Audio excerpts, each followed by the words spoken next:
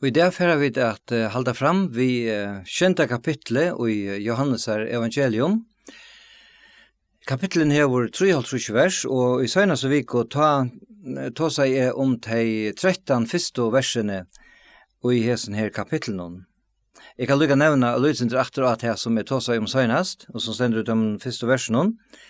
Det var således at Jesus, han var her norre i Galilea, og så var det at leivsæla høgtøyen som om heste, hon var i Jerusalem, her sore, og bodjane til Jesus, brøver hans tar for til, Jesus ber tar færa, og tar for til Jerusalem, til leivsæla høgtøyene, men Jesus sier vet du at han får ikke enn, og ber tar så færa sted.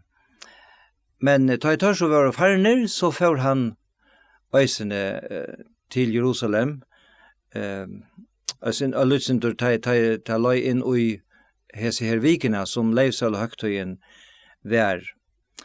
Og så leser vi i 14. versen at ta Jesus var kommet til Jerusalem, så stendte det såles her, at men ta langt og halv høgtøyen var lien, før Jesus ned i tempelet og lærte.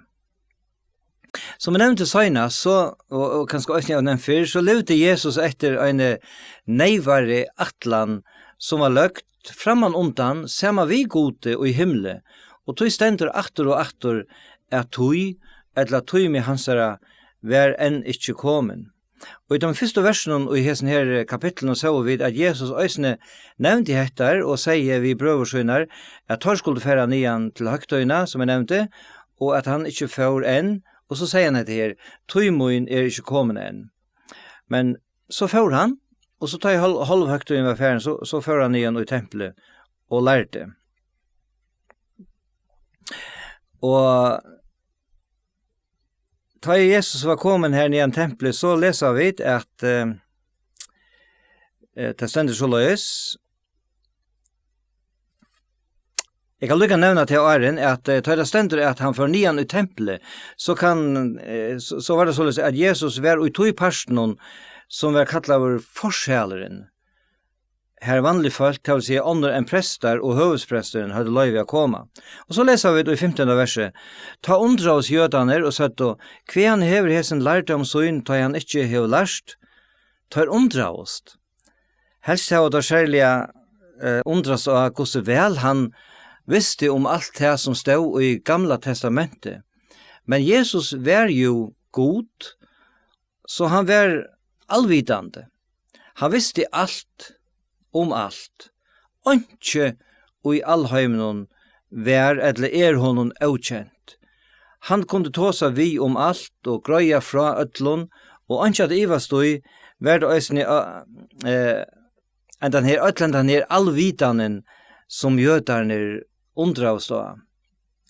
Jesus sier jo omkant du gynnje av noen av tatøyerne hakro skolen. Han var en helt vanlig jøde, sonur transmien i Nazaret, som de sa da. Og hevas vidt mennesker ikke som Jesus, og ikke heva, og omkant du færre å få til allvitan som han heier, så kunne de, som vi trygg av Jesus, våren bøtten hans glede seg ui, at de, vi vera våren bøtten hans og øynhatt, har finnet lot ui hansara allvitan. Det mestjer som sagt ikke at de vita alt som Jesus visste og veit, og altså ikke at de våren klokare enn andre mennesker. Men det mestjer som Paulus eisene sier i Efesosbrevene 1. kapitlet, at de har finnet til innsikle høyleia andan. Og i samband med det sier Jesus sjølver i kapittel 16 og her i Johannes evangelium, kapittel 16, vers 13. Ta i han ante sannleikans kjemur, skal han leia tikkun og i atlan sannleikan. Ta han skal ikkje tale av seg sjølvun, når det som han høyrer skal han tale, og det som koma skal, fer han at kunngjera tikkun. Hetta merker at de som kommet til personlige trygg av Jesus har finnet høylig andan inn i seg, og har således finnet, vi kunne kalla det en nødja dimensjon inn i livet, som Bibelen også kallar for åpenbering. Og så kan ein og hver vi Bibelen i hånd og vi veløying heilige andans få en andalige vitan og en andalige visdom som ikke tøkt av annan hatt. Det er ikke nøye til å genka av noen skola så godt som det for jeg får sluka andalige vitan og visdom som til øsne kunne bære øron vi tale og lære. Tøyver øsne og det undrast og et helt vanlig menneske, vi kunne kanskje øsne si einfølt menneske, kunne ha slukan andalige visdom som ikke finst og i hesen heime.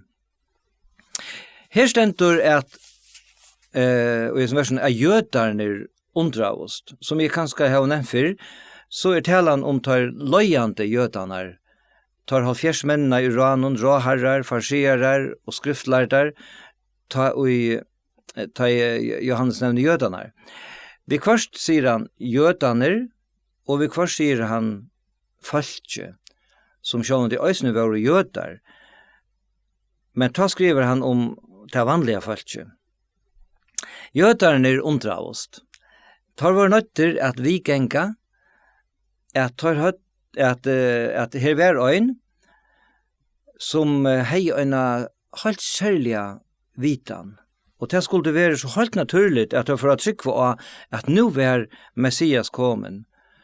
Men nei, gjørste tar å være hør, og tar vil du ikke gauteka han som Messias, som der annars hadde lyst om i Gamla testamentet, skulle komme.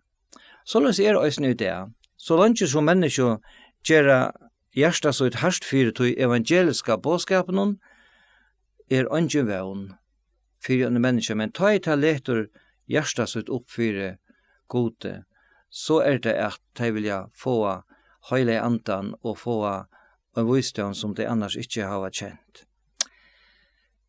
Og til alt av nøye. Vers 16. Jesus sverre i tøymon, læra moin ikke moin, men hansara som hever kjent med. Aktor og aktor suttja vid henta ometalja vekra egenløygan tja Jesus, henta som han hei tidsi å se som et menneske av hjørne, hetta eimjuka tænara sinne, og som Paulus så vekker sier i Filippebraunen kapittel 2, vers 6-8, ta i han vær og så god, rokna jeg hadde ikke for ran av være jaunløyge gods, nei, av seg sjolvun sier han undan, tøy, gjør det så anså tænare og vær menneskjon løyker. Og ta i han var stigen fram som menneske, sette han seg sjolvan lokt, så han var løyen til deian, ja kross deian. Og Jesus sjolvur nevnte at her fer etter fer, og vi sier da i Johannes evangelium og eisne hinnon, kapittel 5, og Johannes sier, vi har lista før, men kapittel 5 og vers 30, her Jesus sier, jeg kan ikke gjøre av meg sjolvun, så som jeg høyre døm i, og dømer min rettviser, tøy, jeg søker ikke vilja min, men vilja hansara som sendte meg. Og i kapittel 8, og vers 28 kan lese vers, her stender så, Jesus sier ta i tid for litt menneska sånn opp, skulle til skilja at jeg i og at jeg gjør ikke av meg sjolvun, men tale hetta, så løy som feir min hever lært meg. Og i kapittel 12, og vers 24, det sier han nøklunda sem, han sier, «Tui, jeg har ikke tale av meg sjolvun, når feiren som sendte meg, hever givet meg på om det som jeg skal sia, og det som jeg skal tale.» Vi sutja at som menneska tog Jesus ikke høyren fyrir neka, men gav gode atlan høyren. Atter av hesen økje han taia fullkomna fyrdøme. Og gjerra løyve synon var Jesus i støvun og avbrottnon samfellige og sambandet vi feiersøyn i himmelen, og gjør det og sier best her som han hørte feiere sia. Til torførst til okkon menneskjon at uimynda okkon tøyina som er røynt å være ikke være noe tøy, men en evenløyke, og Jesus kom til gjerrar.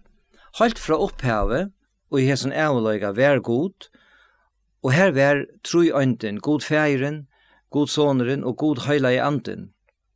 Og vi kunne best uimynda okkon hva Jack fyrir seg halt fra opphavet. Men Jesus som gjørdes menneska, og som var god, han hei væri her, og han kjente og visste alt framan undan. Han var vi i skapanene, han hei hørt god, feiren halt fra opphavet, og åtti atlan visdom og kunnskap alt. Og til sier han, hesi underfulle år, læra moin ikkje moin, men hansara som hever sendt meg. Og i vers 16 stender det her,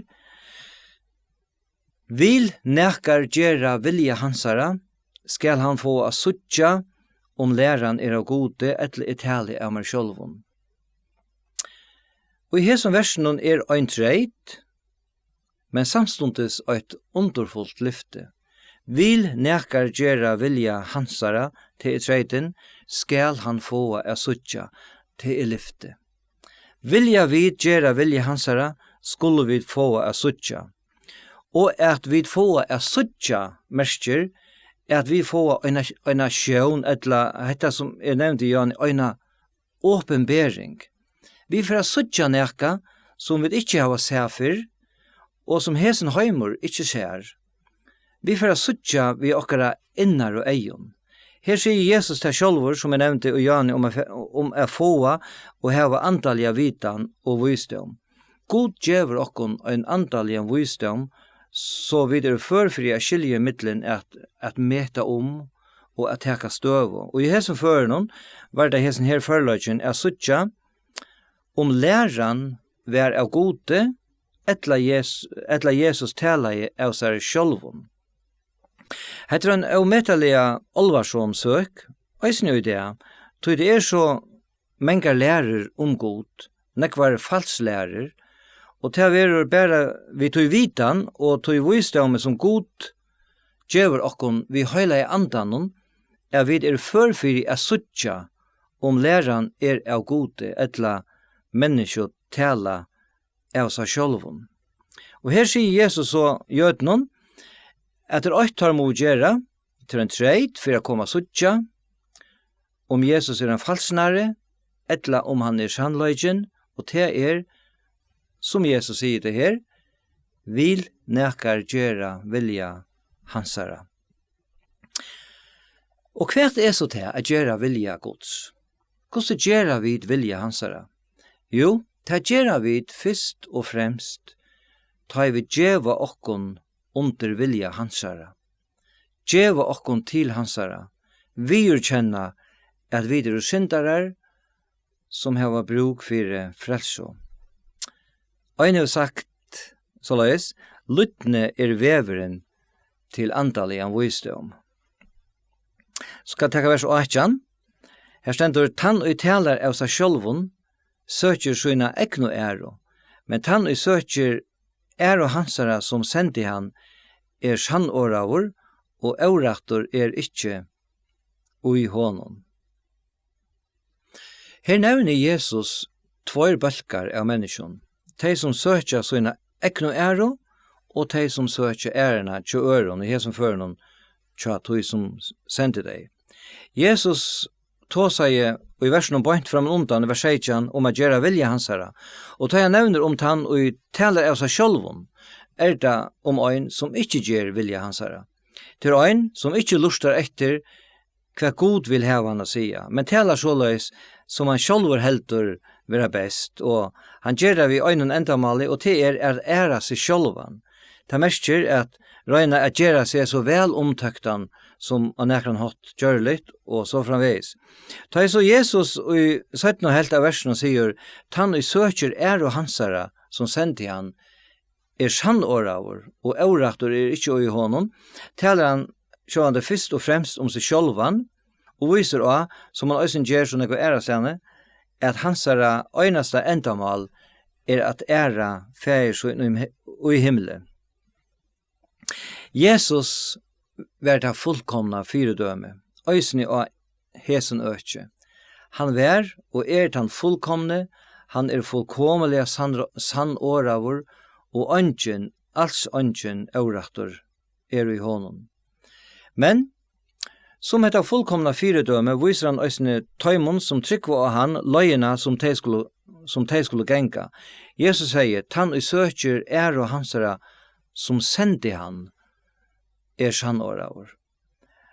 Det stender aktor og aktor i Johannesar evangelium her om at Jesus var sendur.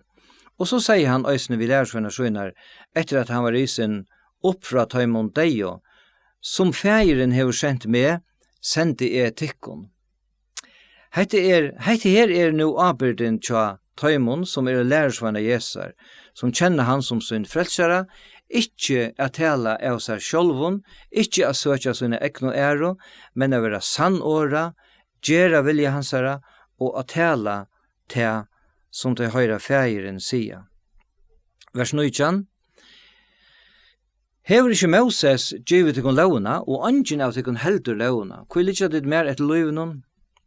Jesus tåsar her, som jeg har nevnt, til tar løyande og jødadomnen. Tar røst og ser av at heva og at halda Moselov.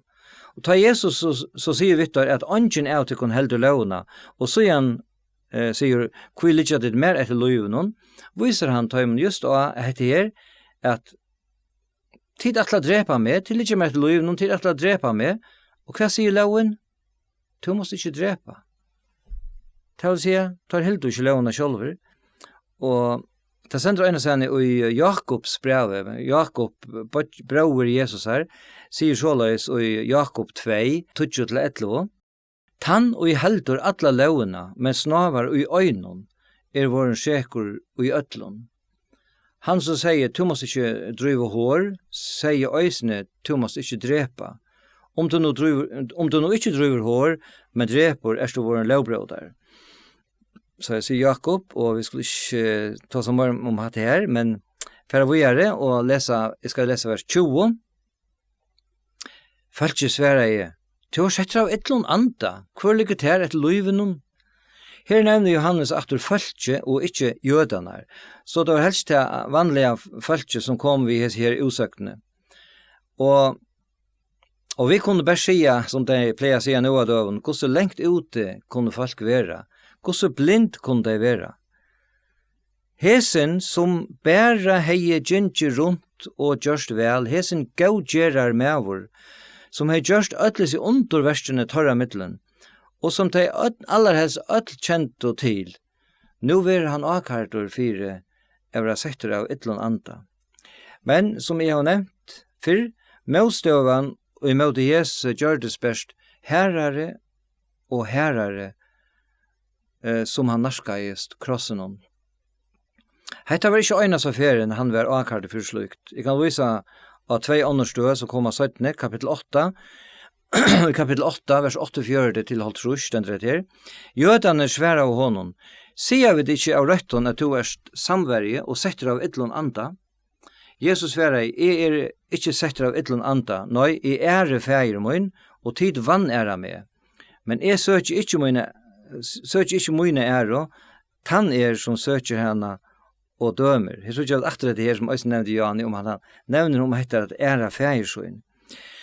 Og i kapittel 20 og vers 20 sier han, nekver av tøymon, eller stendur, nekver av tøymon søtto, tidlig på så sammenhengen, han settur av ytlun anda og fra seg sjølvun, hvor lusta tid etter honom.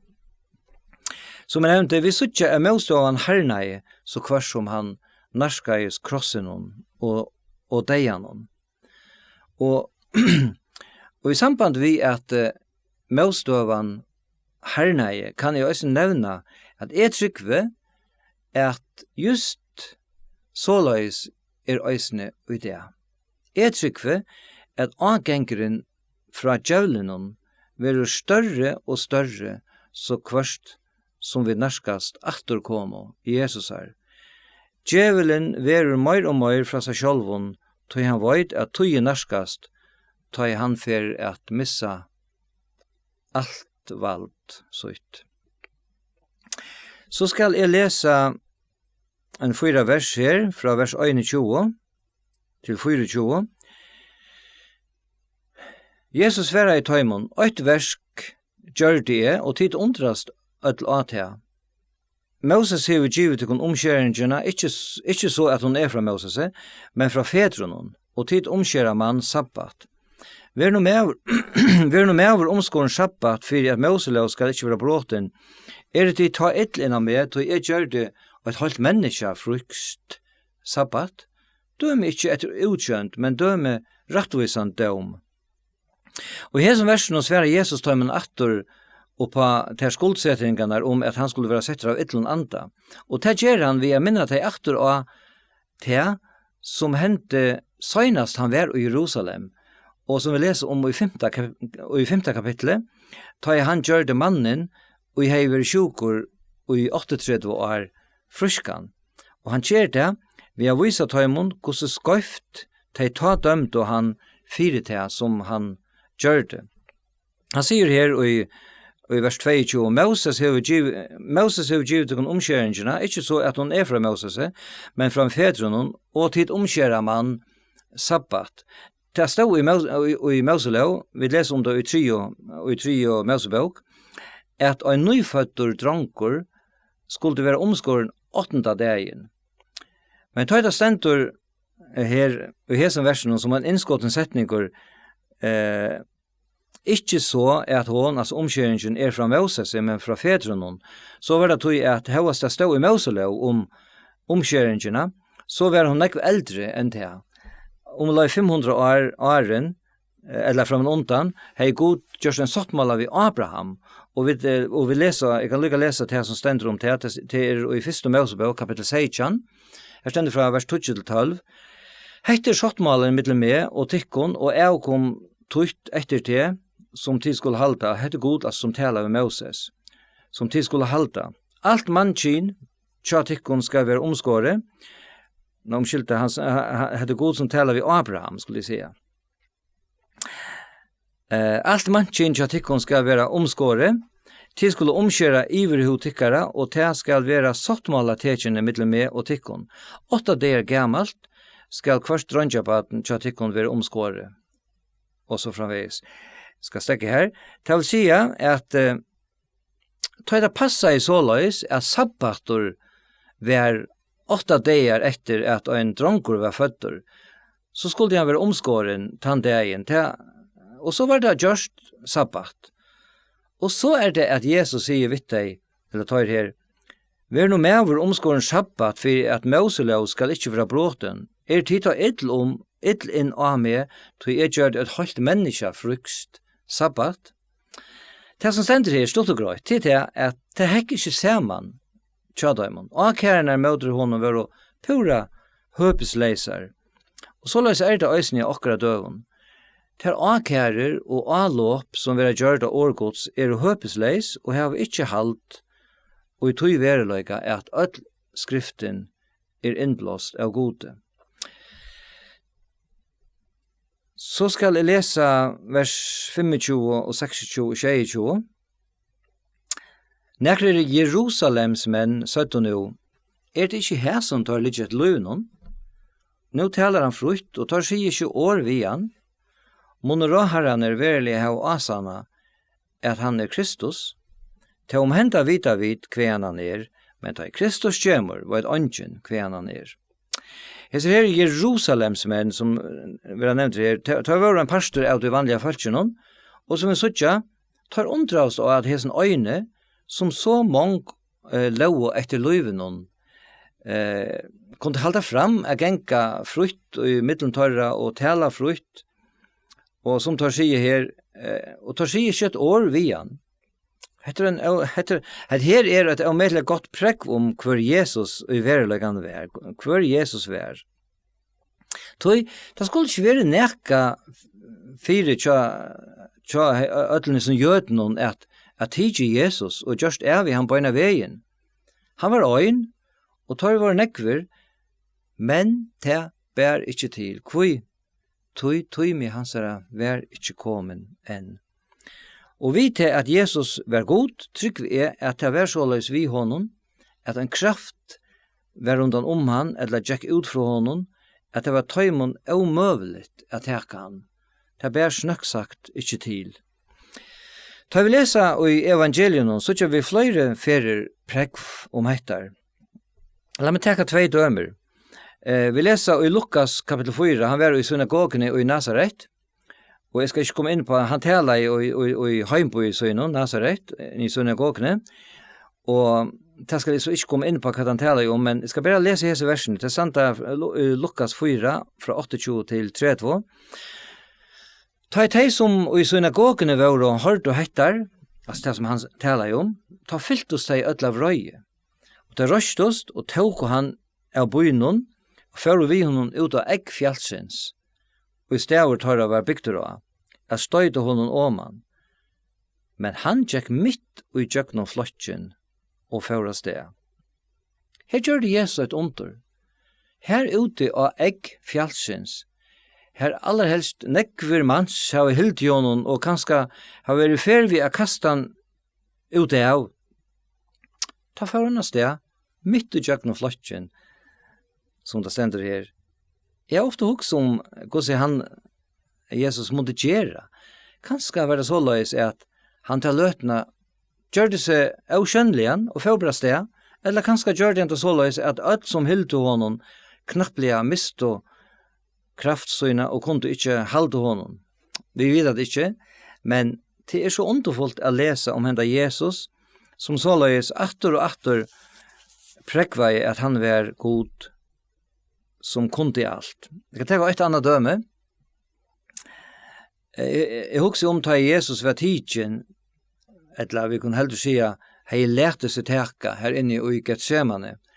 Her han hei vært i bøen, bønt åren han skulle fære ut av krossen av dødja. Så leser vi i Johannes, her i Johannes evangelium kapitel 18, vers 4-6. Vi til at Jesus nu visste alt og koma skulle iver han, gikk han fram og sier Vittor, hva er løyta ditt etter? Tar svære honom, Jesus ur Nazaret. Jeg sier Vittor, til jeg, øysene Judas, som sveikan stå her tjadhøymon. Ta jeg han nu sier Vittor, til jeg, fører tøyr attor etter hele og fotlo til gjerrar. Jeg trykker at Jesus, hesa løtena, vil du vise hesa mannen, som kom og teka han, og helt og tøyrvare vi iverlotan, at det var han som hei givet seg iver til tørra, just tog at nu var tog med hans rakomen. Hetta som vi da ser og nevnt flere fer. Lat meg fære til teksten, jeg leser i versen her, vers 6-22, lest om at og nå taler han frukt, og tar seg ikke år vi han. Mån råherren verilig har asan at han Kristus, til om henta vita vid hva han men til Kristus kommer var et annet hva han Tar vi så jeg tar kjent han som son træsmien i Nazaret og Maria, tar kjent han, og visste vel om han. Men vi sutja at heser i Jerusalems menn høyde ikke asanna, og det er ikke tro at Kristus, Messias, var kommet. Det er sånn at jeg vers 22, jeg tog som det sier i vers 22. Her gikk Jesus, heimsens frelsere, midt i midtelen torra.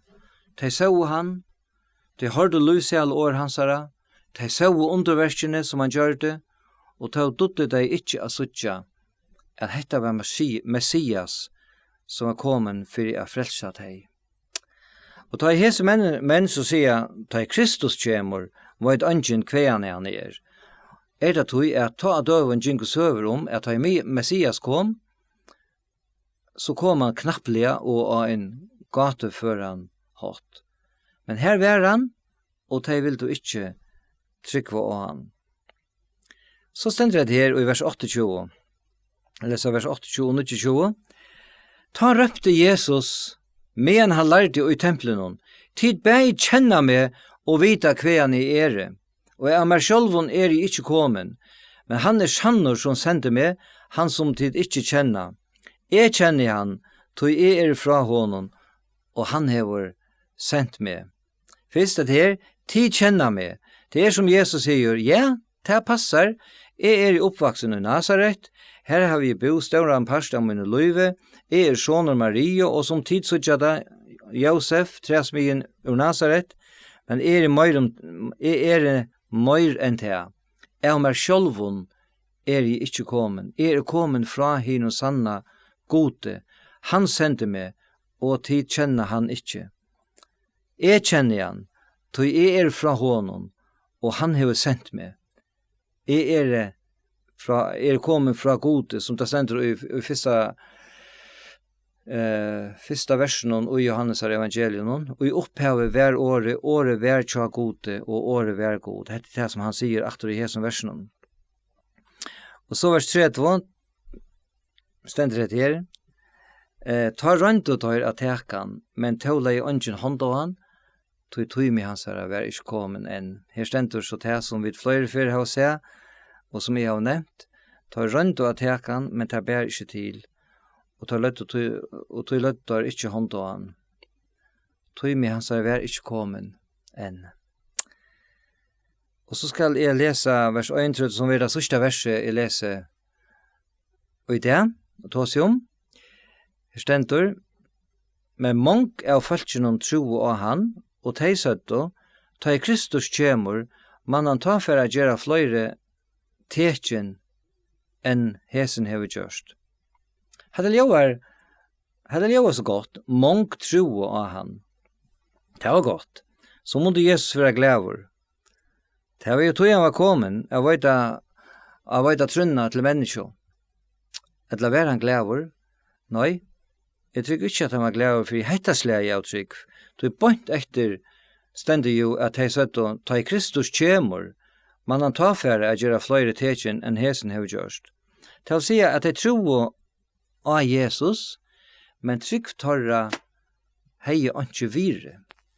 Så jeg tror bæra såleis, som de sjálv yngst å trykva, og som vi tar se og ta oss omfyr. De tro av han som øyn, og vi kunne veida dem hjelp av imskan hatt, men de tro ikke av han at han hatt som Jesus yngste, at de skulle trykva. De tro ikke, de vil du ikke trykva, at dette var året god, og som det stender i første kapittel, vers 14, at han som var holdt og tog bostad, mittelen okkara fotler av nøye og sannleika. De sett du ikke alig torre av Jesus, de gav seg ikke til hansara, de gjør du ikke Jesus til frelsere og herra og løy søgnen. Og tog hei trygg torre ikke vire. Spurningren så her med endanen, hvordan det vi her som høyrer? Hev du tro av Jesus som din personlige frelsere? Hev du givet livtøyt til Jesus? Du til røyer at møta gode tøynen?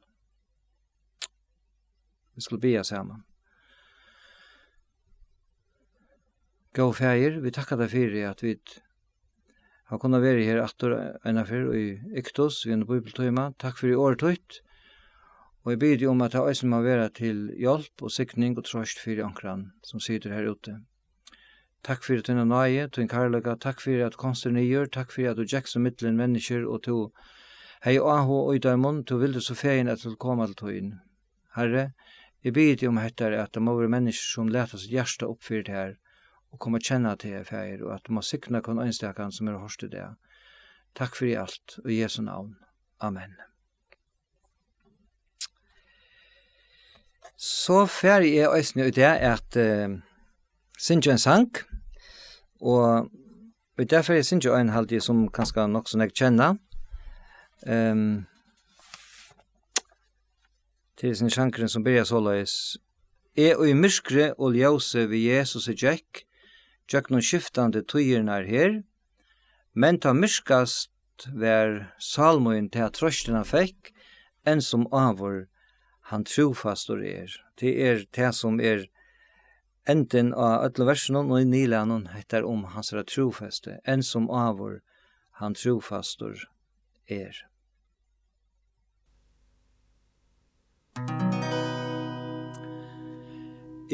Og i myskre og ljøse vi Jesus kjekk, Jögn skiftande tøyrnar her. Men ta myrskast vær, salmun ta trøstina fekk, en som avur han trofastor Kvør ein glede og trøst, ja kvør full trøst, og mun ta bæs Jesus me ber. Skiftest så alls all mun sinja til skalt, en som avur han trofastor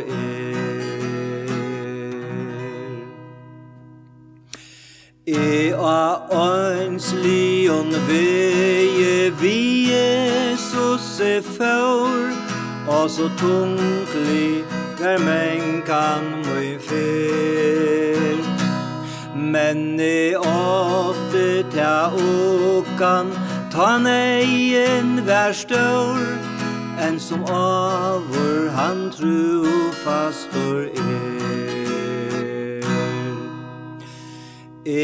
vi Jesus fylltes sorgarna dal, fjøtlene dimli og ber. Men hitt året fylde, med trøsta vel, en som avur han trofastor Kvør ein glede og trøst, ja kvør full trøst, og mun ta bæs Jesus me ber. Skiftest så alt, salmer sinja til skall, en som avur han trofastor